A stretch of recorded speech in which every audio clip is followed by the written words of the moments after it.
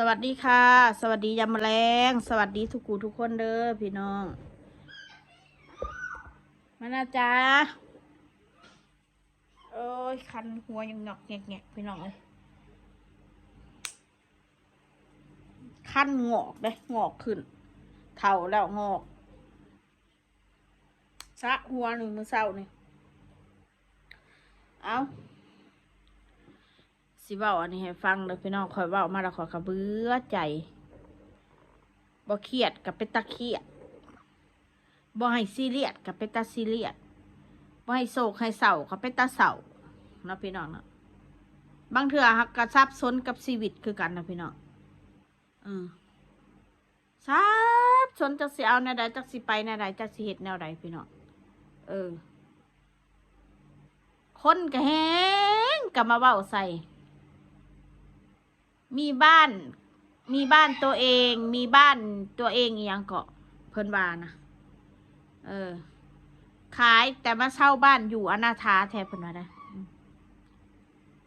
คนเช่าบ้านอยู่อนาถาก็สิเป็นตระกูลนี่บ่อนาถาคนในโลกไปนี่ค่ะคนเช่าบ้านอนาถาได้พี่น้องเอ้ยนางคนรวยเพิ่นคอมเมนต์มาหน้าอนาถาแท้เพิ่นว่าได้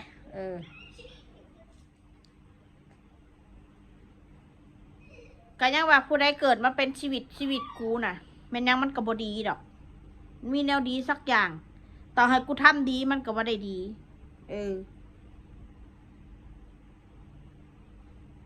กูอยู่บ้านหลังละเป็นล้านสู้กันยังเว้าใส่กูคือเก่านับภาษาเพียงกูอยู่บ้านเสาเนาะขนาดกูมีบ้านมีที่ดินเป็นของตัวเองนะสู้กับเว้าใส่กูคือเก่าเคยอยู่บ้านตัวเองหลังใหญ่ปะมาเช่าบ้านโอ้ยวัดโอ้ยอนาถาเนาะจ้ะขายบ้านแล้วก็เช่าอยู่ คนไม่มีวาสนาคนมาได้อย่ามาทำเป็นลูกดีไหลต่อให้กูมีบ้านหลังใหญ่กูอยู่บ้านหลังใหญ่อยู่เฮือนหลังบักกวงอยู่ดินหลังบักกวงสู้ก็ดูถูกกูคือเก่าสู้บ่ได้ว่ากูดีดอกแมนกูสิไปมีบ้านอีกหลังใหม่อีกสู้ก็ดูถูกกูคือเก่าอีกสู้เข้าใจไว้เลยนะเพราะว่าคนแบบฟูมันคนบดีสู้น่ะมันคนบดีสู้คอมเมนต์นะสู้น่ะมันคนบดีสู้เข้าใจบ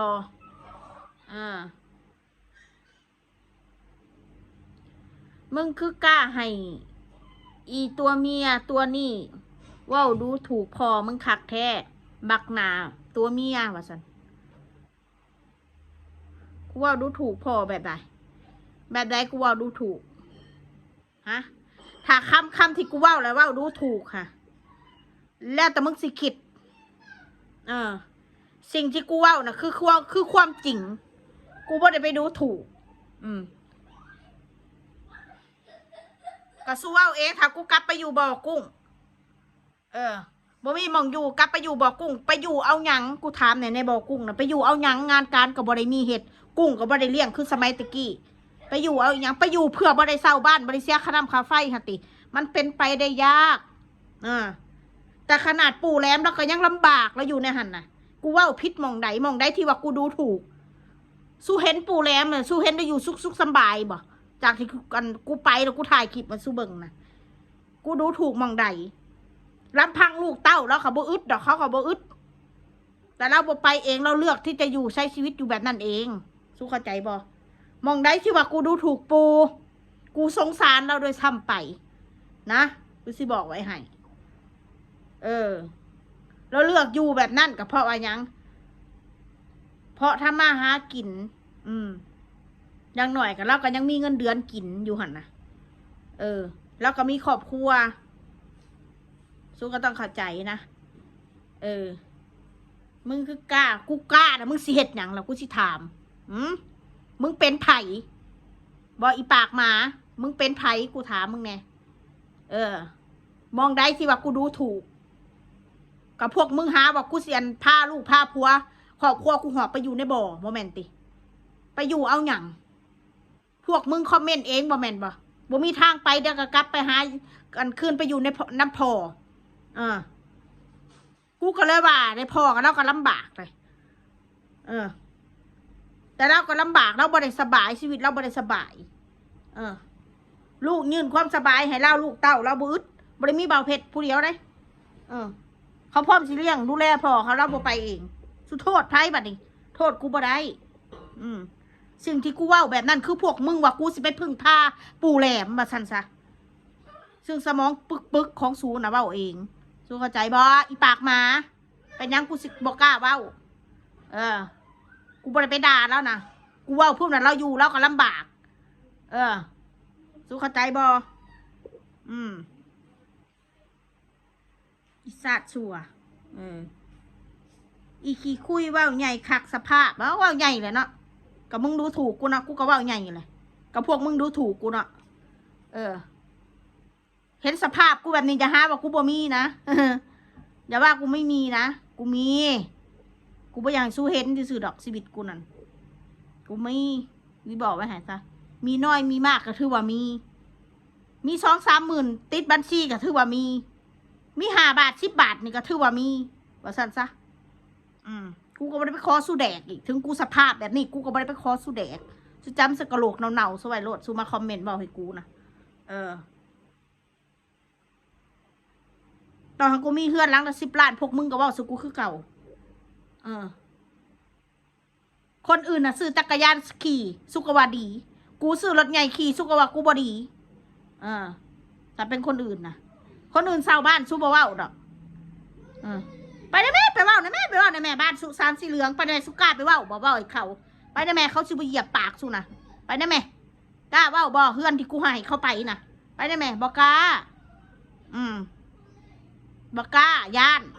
เก่งแต่กับกูนี่แหละเก่งย้อนยังหูบ่ย้อนบ่กูบ่มีไผย้อนบ่เห็นกูอยู่กัน2 ผัวเมียกันเลยพากันมารังแกกูพากันเว้าหุ่มใส่กู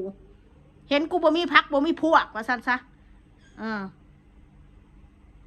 กูบ่อยากเสียเวลากับพวกเหี้ยๆแบบพวกมึงดอกกูบอกไว้ให้กูเสียเวลามามากพอแล้ว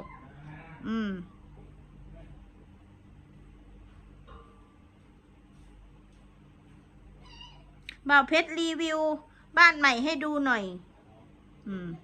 บ้านเช่าแต่บ่แม่นบ้านเจ้าของขอโทษเด้อค่ะอาจสิบ่ได้รีวิวให้เบิ่งบ่แม่นบ้านเดี๋ยวได้เฮือนเจ้าของเป็นเจ้าของเมื่อใดพุ่นละน้องมาหน้าใหญ่เลยอีก20 ปี30 ปีพุ่นละอาจจะมีบ้านเป็นของเจ้าของ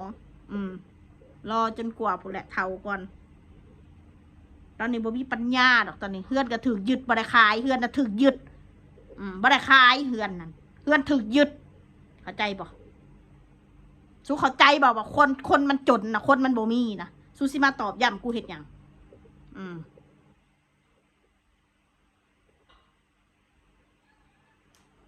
กูไม่ได้ขายเขายืดเถื่อนกูนะกูบ่มีปัญญาใจไว้ด้วยสู้บ่ต้องมาตอบย้ำกูดอก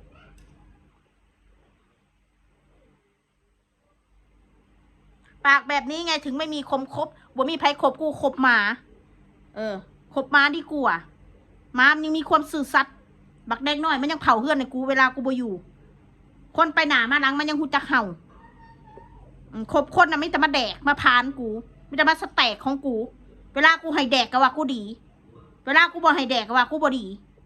ว่าพื้นกูซ้ำบ่ได้แดกของกูว่าพื้นกูกินบนเรือนขี้รถบนหลังคาอีกคบคนมันบ่ดีเราคบหมาดีกว่าเคยได้ยินบ่มีเพื่อนหมาอย่ามีดีกว่ามีหมาเป็นเพื่อนดีกว่ามีหมามีเพื่อนหมาสุดได้ยินบ่คำนี่กูไม่ได้ต้องการคบใครทั้งหนาได้ทั้งสิ้นเลย